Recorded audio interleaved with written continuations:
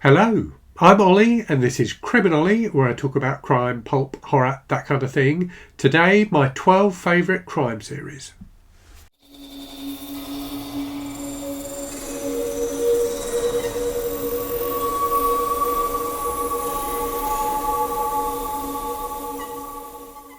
Someone in the comments the other day asked me to make a video talking about my favourite crime or mystery series. So this is that video. I've got 12 series to talk to you about. What I would say though is if you ask me again in a month or 6 months or a year, you might get a slightly different list. But this is how I'm feeling today. Today, these are my 12 favourite mystery series. Some of these are ones that I've been reading for a very long time. Some of them are ones that I've started reading only more recently, but they're all ones that I really, really enjoy. And I have been thinking about series a bit recently. So Mike from the channel Mike's Book Reviews, who's a big fantasy fan, put up a video the other day talking about the dilemma that fantasy fans have. Because fantasy series tend to be, ongoing storylines, sometimes fans like to wait until all of the books in a series have been published before they start reading them, so that they know that the series actually has an end. And I think that's definitely something that will resonate with anyone who's read or started reading the Song of Ice and Fire series by George R.R. Martin. Fortunately, crime fans, mystery fans don't have that problem because crime novels tend to be standalone. So they may well be part of series that have an ongoing series of characters, usually the detectives, but you can usually read individual books in any order you want to. And that's definitely true for most of the series I'm going to talk to you about today. There's one where I don't think that works, but most of them you can read in any order. Now, I am someone who always tries to read series in order. I'm just funny like that. So I will give you the first book in the series with each of the series that I talk about. So if you want to start at the beginning, you know where to dive in. I'm also conscious there are some big omissions in this list. So there are some very well-known series, very popular series that I just haven't managed to get to yet. Or if I have read them, I haven't read them for ages, so didn't really want to talk about them in this list.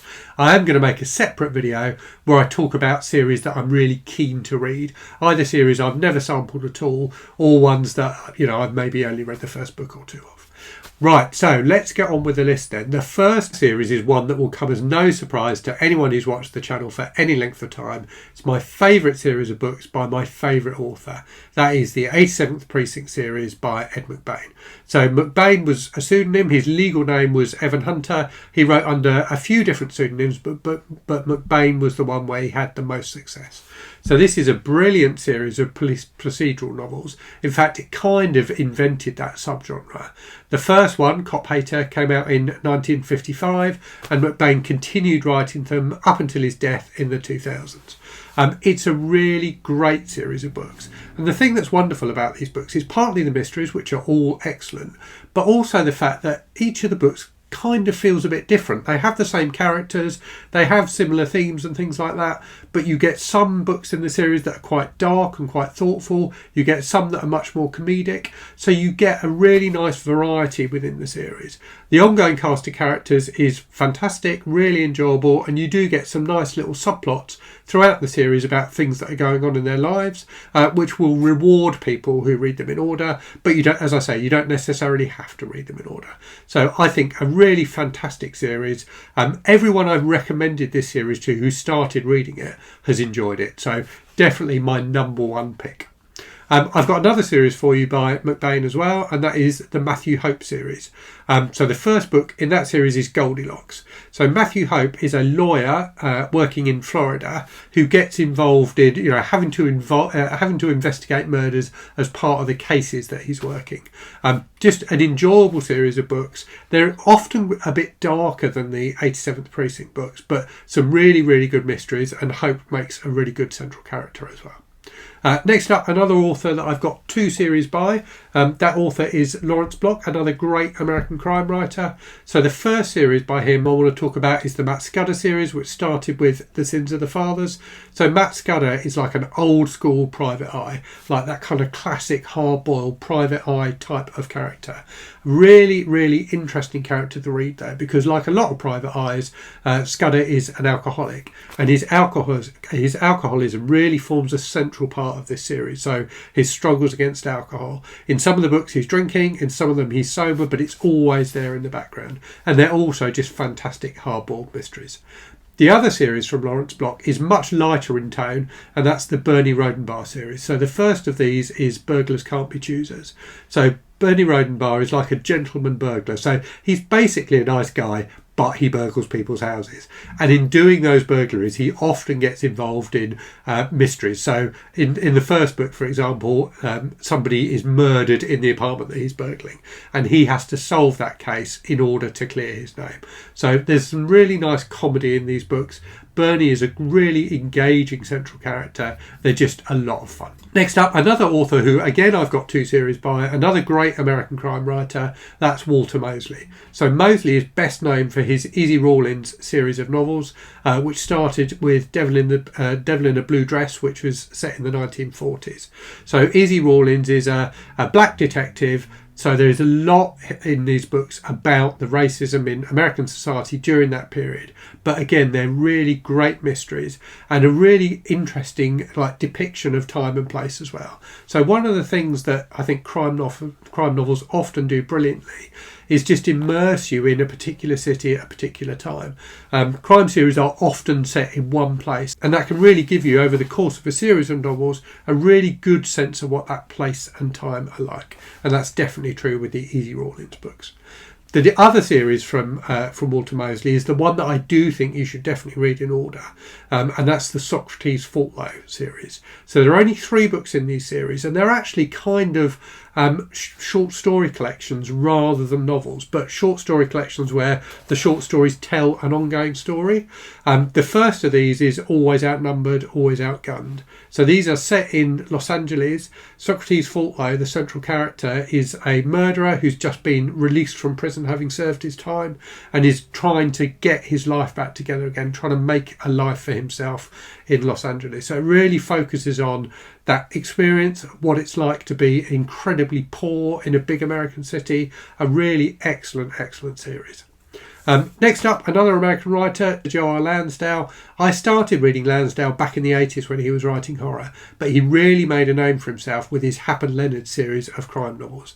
The first of those is Savage Season. So this is a series of books all set in Texas, centering on the 2 central characters, Hap and Leonard, one of whom is like a white, good old boy style Texan, the other of whom is black and gay. So you get a load of interesting commentary about prejudice in these books. Hap and Leonard are like the best of friends, and their friendship is really central to these books and really enjoyable to read. But the mysteries are great as well. They quite often go up against injustice and things like that. So a really engaging series of mysteries, very, very funny at times, but also often with a strong message. Next up then, another American crime writer. I will get on some British ones soon, I promise, and that is Chester Himes. So Chester Himes wrote, starting in the 1950s, a series of detective novels set in Harlem, centred around 2 cops, Coffin Ed and Gravedigger Jones.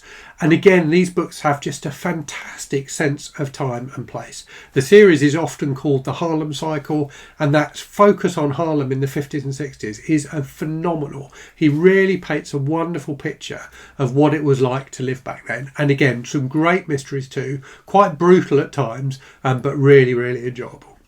Next up, the first British author on the list then, so Ian Rankin. So Ian Rankin's Rebus series of novels has been going since the 80s, a really solid series of detective novels set in Scotland. Rebus, who's the central character, is kind of an ex-SAS guy. So in the early books, he's a bit of a tough man, but as the books progress, he kind of fleshes out a bit more as a character. A fascinating character. He's really into music, so there's loads of musical references in these books, and he's also got a partner, Siobhan, who makes a really good kind of counter to him. So another fantastic series of mysteries, really recommend them. The first book in that series is Knots and Crosses, and I think I forgot to say the first book in the Harlem books is A Rage in Harlem. Next up, an author who I think no list like this will be complete without, and that is Agatha Christie. So my favourite series by Christie is the Poirot series. She did write other series as well, obviously Miss Marple and the Tommy and Tuppence series. I've only read one of the Tommy and Tuppence books, and I have to say I didn't particularly enjoy that. but Poirot is fantastic. He's just such an engaging character. He's so amusing to watch, and it's so interesting to watch him put together the pieces of a puzzle and solve a mystery. I think he's a fantastic detective. The first Poirot book is The Mysterious Affair at Styles, but all the books I've read from that series have been really, really wonderful. Next up then, continuing that kind of theme of cosy crime, which is a label that gets applied to Christie. I'm not sure her books are all that cosy, to be honest with you, but a series that definitely is cosy is the Agatha Raisin series by MC Beaton. So I've only started reading these books recently. I'm currently on the third, but they're just brilliant fun. So Agatha Raisin is a slightly abrasive, successful businesswoman who's retired and moved out into the countryside to this small village where murders keep on happening and she keeps on getting sucked into solving them.